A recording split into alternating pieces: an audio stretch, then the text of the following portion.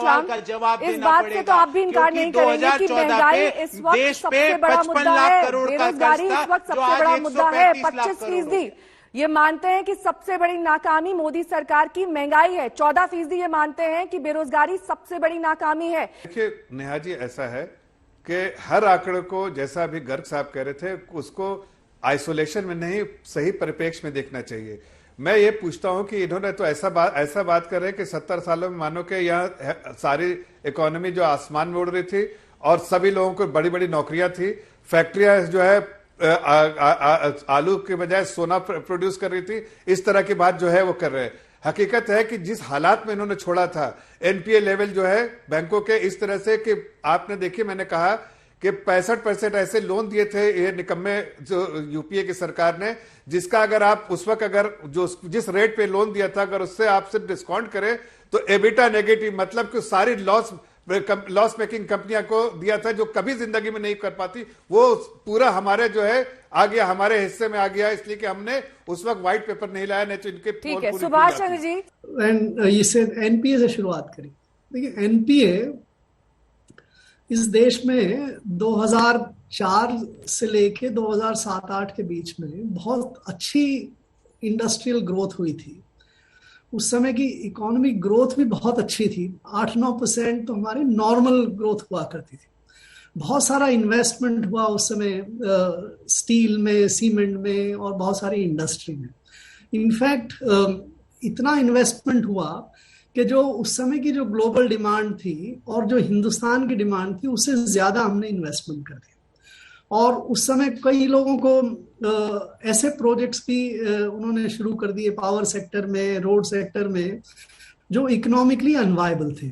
इसके कारण से जो 2009 से 2012-13 तक बहुत सारा इन्वेस्टमेंट, बहुत सारा तो सफल था इन्वेस्टमेंट, लेकिन कई सारा इन्वेस्टमेंट ऐसा भी था जो असफल हो गया। तो वो ये जो एनपीए 2014-15 के बाद सामने आए, ये जो इन्वेस्टमेंट कमजोर और गलत और उस तरह से स्थिति को सही भांपने के बजाय कि भाई इतने उत्पादन की जरूरत है या नहीं है, उस हिसाब से किया और वो एनपीए हुए। ये साइकिल्स आती हैं, ये कोई एक बार इस सरकार में आई हो ऐसा नहीं है। 90s में भी हमारे पास एनपीएस की एक बड़ी साइकिल आई थी, 1980 में भी एनपीए की साइकिल आई थी। तो ये एनपीए जो आए उसको डील करना, और सरकार ने डील किया भी। सरकार ने बहुत सारा कैपिटलाइजेशन किया बैंकों का, उसके जरिए उनकी जो बैंकों की प्रॉफिटेबिलिटी खत्म हुई थी वो ठीक हुई और वो एनपीएस बनने से बचे। अब एनपीए का पर्सपेक्टिव से आप आज एक बार चीज देखिए जो आगे आने वाले समय में परेशानी पैदा करने वाली है। अभी हम पिछले 2-3 साल से बैंकों के जो लोन दे रहे हैं वो ज्यादातर लोन अब रिटेल सेक्टर में जा रहे हैं, बिजनेस में अब नया लोन नहीं जा रहा है। और दूसरा ये एमएसएमईज और इनके लिए लोन जा रहा है। एमएसएमई के लिए सरकार एक स्कीम लेके आई जिसको ईएलसीटी कहते हैं, जिसमें इमरजेंसी क्रेडिट लोन गारंटी दे रहे हैं। तो आज काफी सारा लोन जो है वो गारंटी के बदले में दिया जा रहा है। वो लोन कुछ आने वाले समय में फिर खराब होंगे। तो आज की जो लोन की स्थिति है आने वाले समय में हमें वॉच करनी चाहिए। आलोक जोशी जी, जिस तरह से सुभाष जी बता रहे हैं कि दरअसल ये साइकिल्स होते हैं, ये फेजेस होते हैं। अभी हम किस साइकिल से गुजर रहे हैं सर? ये अच्छा दौर है हमारे लिए, ये बुरा दौर है, कैसे समझे इस साइकिल को? देखिए, दौर सामने है हमारे। देखिए, बिजनेस साइकिल जो होता है वो तो अपनी जगह होता है, और ये गर्ग साहब जो कह रहे हैं इसको बहुत ध्यान से सुनना चाहिए सबको। क्यों? क्योंकि गर्ग साहब इस मंत्रालय को चला चुके हैं, इन्होंने वित्त मंत्रालय चलाया है। तो जो बात ये कह रहे हैं, महंगाई जो आज की तारीख में सबसे बड़ी समस्या दिख रही लोगों को, इस सरकार की सबसे बड़ी नाकामी दिख रही है। दरअसल वो नाकामी नहीं है, वो इस सरकार के कामों का नतीजा है। पेट्रोल के प्राइस, डीजल के प्राइस जिस तरह बढ़े हैं, वो क्यों बढ़े हैं अभी गर्ग साहब ने बताया। जब इंटरनेशनल मार्केट में प्राइस कम हुए तो वो दाम बाजार में कम होने चाहिए थे, लेकिन इस सरकार ने आर्टिफिशियली एक्साइज ड्यूटी बढ़ाकर उन दामों को वहीं रखा जहां वो थे और उनको और बढ़ने दिया।